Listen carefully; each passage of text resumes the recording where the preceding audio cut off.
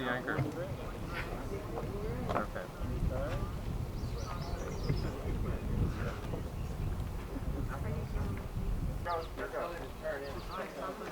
Coming away. Clarence Thomas. Well, I am very pleased to announce Bob, here's the president. that I will nominate Judge Clarence Thomas to serve as Associate Justice of the United States Supreme Court.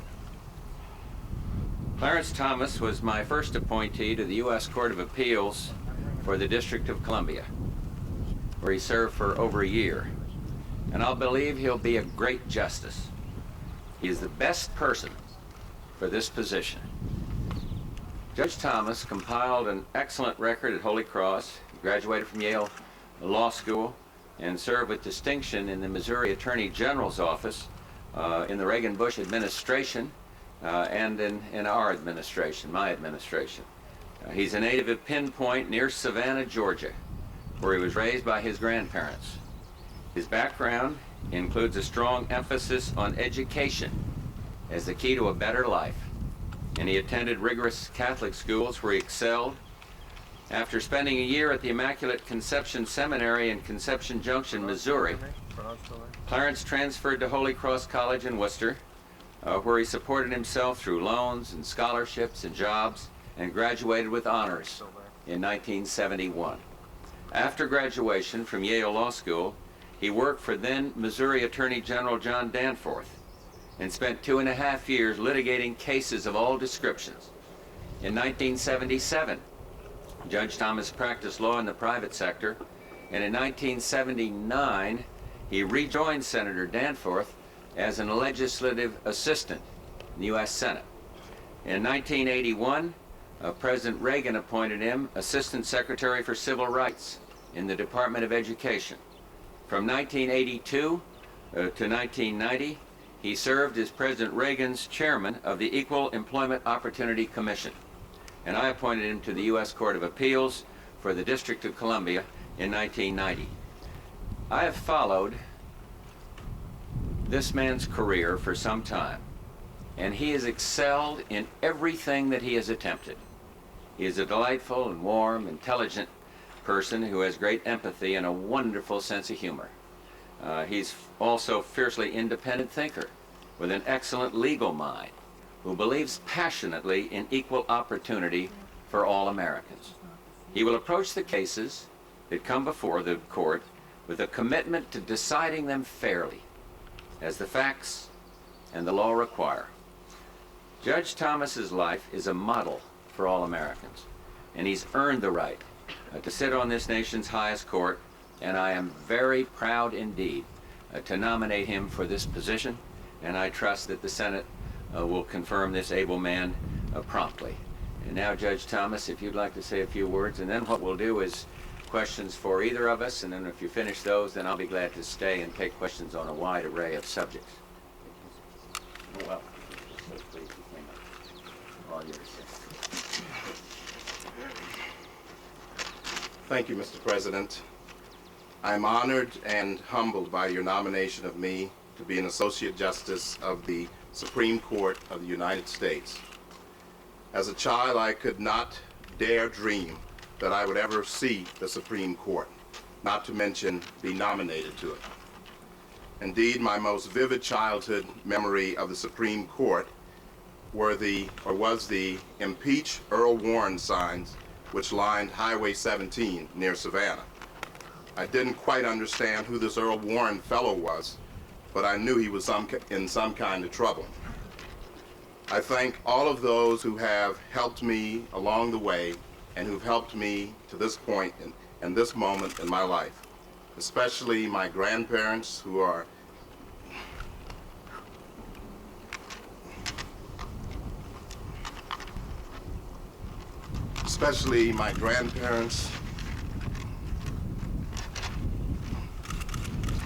my mother, and the nuns, all of whom were adamant that I grow up to make something of myself. I also thank my wonderful wife and my wonderful son. In my view, only in America could this have been possible. I look forward to the confirmation process and an opportunity to be of service once again to my country and to be an example to those who are where I was and to show them that indeed there is hope. Thank you again, Mr. President. Now, well done. Now, either of us will take questions. As you can understand, Judge Thomas, the next important step for him is going up for confirmation. And as with every predecessor, Supreme Court, I'm sure you'll understand if he won't take questions on specific issues or philosophy or things of that nature. But if you have any for him or for me about this appointment or matters relating to the court, I'd be glad to respond. I know he would. And then, as I say, it's been a while, and we want to go ahead and just have a general press conference on any other subjects that come to mind. Mr. President, how will you answer concerns stemming from Judge Thomas's days as chairman of the EEOC, that in that post he was somewhat insensitive to the concerns of the elderly and civil rights advocates, and that he didn't aggressively pursue their complaints? Well, obviously that complaint, if it was even raised in his confirmation hearings for the second highest court in the land, were satisfactorily answered. It is my view that the complaints are unfounded, of course, but I doubt if anybody had strongly felt that he would have been confirmed for his present position. Mr. President? Yeah. Last year you vetoed the Civil Rights Bill, saying it could lead to quotas. Today you made a nomination that could at least be seen as quota-based. How do you explain this apparent inconsistency? I don't even see an appearance of inconsistency, because what I did was look for the best man. And Clarence Thomas's name was high on the list when the previous nominee went forth, Judge Souter, Mr. Justice Souter now. And so I don't accept that at all. And the fact that he is black and a minority had nothing to do with this, in the sense that he is best qualified at this time. And we had a very thorough screening process then. We had one now that we did forward gear very fast, but we didn't have to start from square one. So Clarence Thomas, seasoned now by more experience on the bench, fits my description of the best man at the right time, or the best person at the right time, because other women were considered as well. But he could be perceived. No, I can't see it. Would race a factor whatsoever, sir? I don't see it at all. The fact that he's a minority, heard his testimony to the kind of life he's had, and I think that speaks eloquently for itself. But I kept my word to the American people and to the Senate by picking the best man for the job on the merits. And the fact minority, so much the better. But that's not the factor, and I would strongly resent any charge that might be forthcoming on quotas when it relates to appointing the best man to the court. That's the kind of thing I stand for, not opposed to. Just so I could ask the question, was race a factor whatsoever, though, sir? Well, I tried to answer it just then as best I could. Nice try for the second go-round. Susan. If I could follow up, I mean, there are many people who felt that, in fact, that was a plus. Not that it was a factor or a quota, but that, in fact, since the court represents all the people, there ought to be a minority member. Did you at all feel that way? That this was But I don't feel there's a quota. I don't feel that I had to nominate a black American at this time for the court. I express my respect for the ground that Mr. Justice Marshall plowed, but I don't feel there should be a black seat on the court or an ethnic seat on the court, if that's what your question is. I would reiterate, I think he's the best man, and if credit accrues to him for coming up through a tough life as a minority in this country, so much the better. So much the better. I love what he said at the end. It proves you can do it. Get the job done. And so if that does nothing but enhance the court, in my view. But I just really want you to know we looked at this list with an idea of really finding the best, and I think that's what we did. Yeah, Charles. I wonder if I could ask a question of Judge Thomas, Mr. President. You made reference, sir, to Chief Justice Warren, the Warren Court, known as a liberal court, but one that advanced a lot of things in the way of civil rights and on behalf of minorities. How do you feel about that court vis-a-vis the very conservative court that you seem to be joining? Well, I think that many of the questions that I will be asked during my confirmation process will perhaps bring that comparison out. And I've got a respect for that process. I'll have to refrain from making that sort of comparison at this time. Not even a personal reflection, sir, on what the Warren Court did for minorities? Not even a personal reflection. Judge, a question for you. What do you say to critics who say the only reason you're being picked is because you're black? I think a lot worse things have been said. I disagree with that, but I'll have to live with it. You refer to the president. How about that for an answer? Well, I also say I didn't make this election. President, civil rights groups, in particular Ben Hooks, has signaled that you're in for the mother of all confirmations hearings if you nominated Judge Thomas. What do you have to say about that? Well, one, I find that very surprising from a man that's as fair as Ben Hooks. So, and I learned something in this job, as some of the others that covers regularly here understand, and that is that I don't like to comment on a statement attributed to somebody until I've actually read it. But I think when you go back and look at the support that Judge Thomas had for the bench that he now serves on, that in itself will take care of any arguments that someone. I just don't want to feel that Ben Hooks said that. I know him, I respect him, and I don't think that he would say that about Judge Thomas. I'll be honest with you. At his confirmation hearings before, it was said that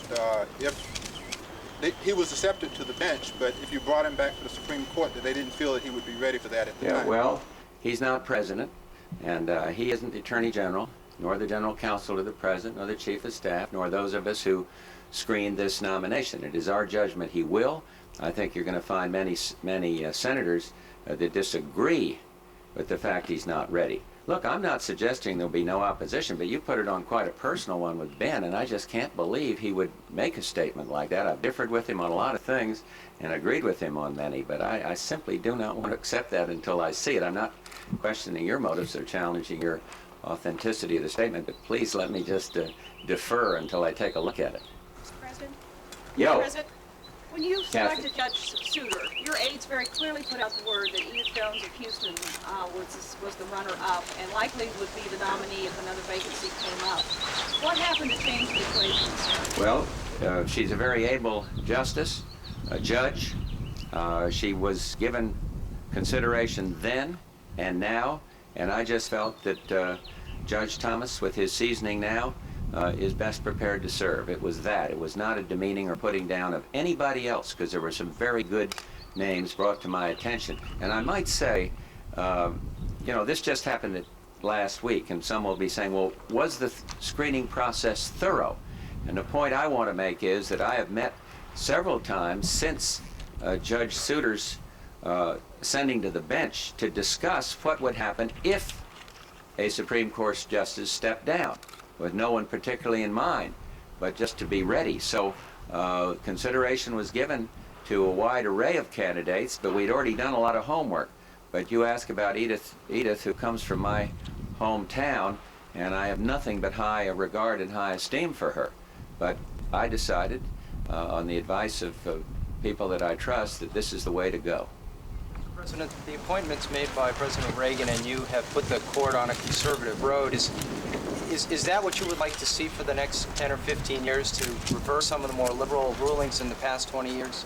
Look, I don't know how Judge Thomas, when he becomes Mr. Justice Thomas, will come down on every issue. And indeed, I didn't discuss specific issues with him. I didn't discuss them with Judge Souter before he became Mr. Justice Souter. But I did look at this. Would he faithfully interpret the Constitution and avoid the tendency to legislate from the bench? And that's a broad consideration, but that was certainly in his favor, in my view. And I don't know whether he'll agree with positions that our administration takes, or overthrow decisions, or change positions that we think are right, but that doesn't matter. What matters is that he faithfully interpret the Constitution, and I am 100% convinced that that's exactly what he'll do. So we're not trying to put a philosophical balance on this court. We're not trying to philosophically affect it. I want, and I've said this long ago, long before I became president, that the main consideration, in addition to excellence and qualification, is this concept of interpreting the Constitution and not legislating from the federal bench. President? Yeah, Mr. Mastrick on the end here. Sir? In the last several weeks, you and your White House counsel have had to act to tighten restrictions on travel of your subordinates. During this period of time, has Governor Sununu come to you at all and expressed any apology for any embarrassment that this might have caused? Hey, John, I'll take your question in one sec, but if we done the Supreme Court questions, because I don't want to get Clarence Thomas on the eve of his hearings caught up in a lot of domestic questions of one kind or another, including this one, which I'll be glad to respond to. But if you let me come back to you as soon as I ask him to go into the cool office that's behind us. But if there's any couple of more on this, and then we'll move on to Mr. Mashik. Yeah. Could I ask Judge Thomas his feelings about quotas? Probably get his. Again, I give you a similar answer. When I was in a policy-making role, I said what I had to say about quotas. As a judge, I have not had an opportunity to rule on that issue. But to the extent that I have any additional comments, I think, again, out of respect for the advise and consent process, I'll have to leave it for that moment. That also apply to questions involving whether or not there's a constitutional right to privacy. Yes. Then I have another question for the President. Did your list of possible candidates include anyone with known pro-choice views or any candidate whose views on abortion you were unsure of? Probably, because I don't know. I didn't ask about that. Mr. President, there was a lot of talk about the possibility of an Hispanic being named. And yes. Indeed, Judge Garza was interviewed. He was. Can you tell us what your thinking on that was? What it is that you turned to Clarence Thomas instead of an Hispanic? Well, I think experience in government, experience on the higher court figured into this. But listen, that should not degrade Judge Garza at all. The man is a very well qualified individual. Indeed, he flew up and had a conversation with Boyd and Gray and with the Attorney General. And I just had to make a very tough call, and I did it. But he's a good man. Yes. Mr. President, when did you make this decision in your own mind, and when did you call Judge Thomas to... Well, I called him yesterday and told him I was getting very, very close in keeping the faith with those who were at the golf course. I called him after I came back from the golf course. But, and then I closed the deal today. I had one or two points that I wanted to make to him to see that he felt comfortable with them. I wanted to be sure that he knew from me that there was no litmus test involved. I told him if it's not violating a privacy, that he ought to do like the umpire, call him as you see him, and I'm satisfied he will. But I guess I could say the final decision was made sitting in our living room, but it was pretty well established when I talked to him yesterday afternoon that that's what I wanted. Did you talk to any other candidates? No, I did not. Do you feel as though this appointment will have any effect on your ability to get a civil rights bill through the Congress? I don't think it has anything to do with it at all. Do you anticipate any problems in the confirmation here?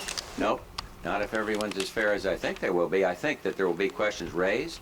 I would hope there would not be political considerations.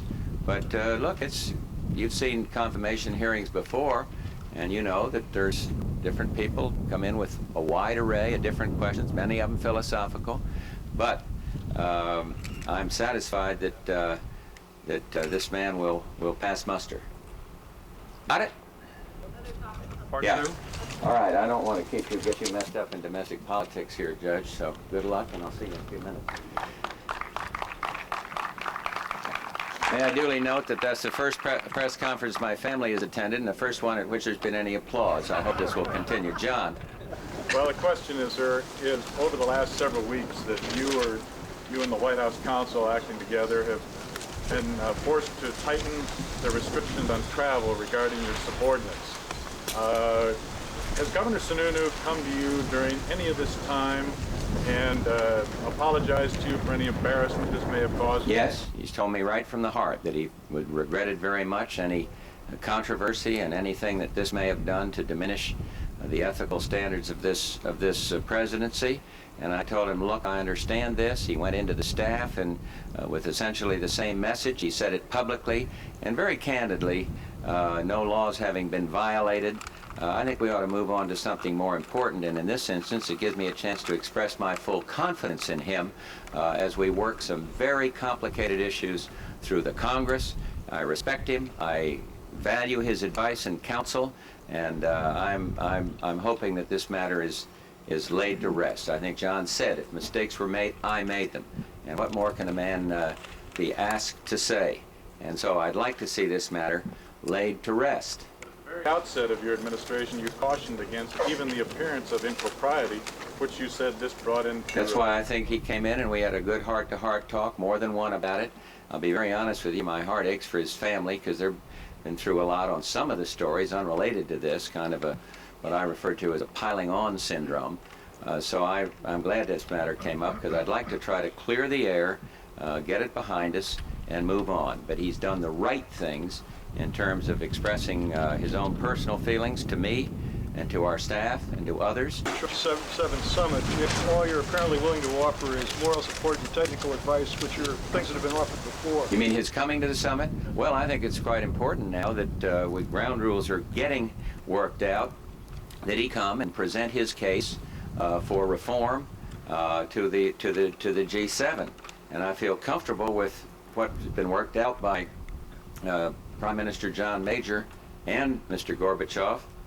I look forward to having a one-on-one with President Gorbachev there, and we got a lot to talk about, a lot of things that aren't related to the arms control agenda, and then I think there's going to be a bigger meeting with all 7 that night after the formal part takes place. So I think it'll be a good chance to narrow down the differences, to see where we stand, Soviet Union and the Western Europe and Canada, United States and Japan.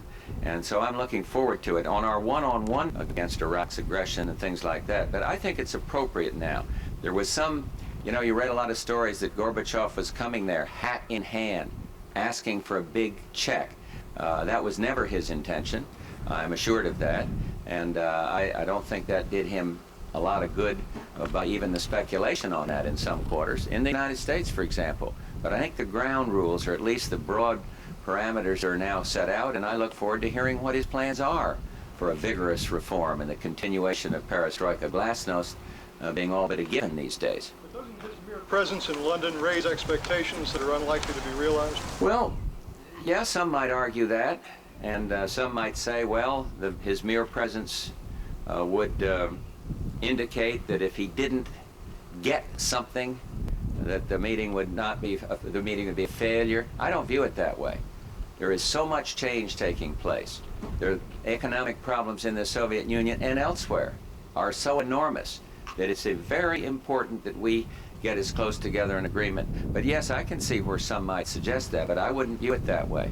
I would not view it, and I'll be resisting it if people say that. We've got an awful lot of consultation before concrete economic programs can be agreed to, yeah. On Iraq, there's news that the UN team went out looking again for that equipment and couldn't find it. Are you anticipating taking any action? Well, we're anxious to see what this inspection, this two-person team gets when they come back. But let me say this, everyone knows that the man was cheating and lying. Everyone knows that he did that which the resolutions say not to do. And he should give unfettered access to these inspectors. He didn't do that. He surreptitiously moved the equipment. We presented the evidence to certain parties, and all I'd say is he better get on with keeping his word, and he better get on with total, free, open inspection. And I said the other day, perhaps you missed it, but that we're not foreclosing nor putting on the table any options at this point. We have a lot of diplomacy to do. We want to be sure that world opinion is as strong as I'm convinced it will be, because this isn't a unilateral U.S. problem. This is a problem now of which the United Nations is seized, you see. Have you talked to any of the the leaders in the past days? No, but others have been talking. I've not gone to the chiefs of state. I anticipate, maybe I indicated this the other day, that I will be doing that. This is a very high-level diplomatic decisions will be called on, or diplomatic initiatives will be called on, and decisions might follow. Rita, and then, yeah. Mr. President, on Iraq, the other day, as we came to Kennebunkport, you were in a sort of highly agitated mode, talking about hinting of a possible renewal of military action, although you also stressed diplomacy. But in the interim, has there been any news on on this nuclear situation or anything that's caused you to think that maybe the situation is calming down? No. Or are you still saying that we have all options out there? No, Rita, to be honest with you, I haven't seen anything that makes me think it's calming down. I'm not sure I would have used the word agitated, but certainly concerned. And what we got to have is evidence that full inspection on challenge will be granted. And I don't want to mislead you. I'm very concerned about this situation. And this is a fundamental part of what the United Nations resolutions is about.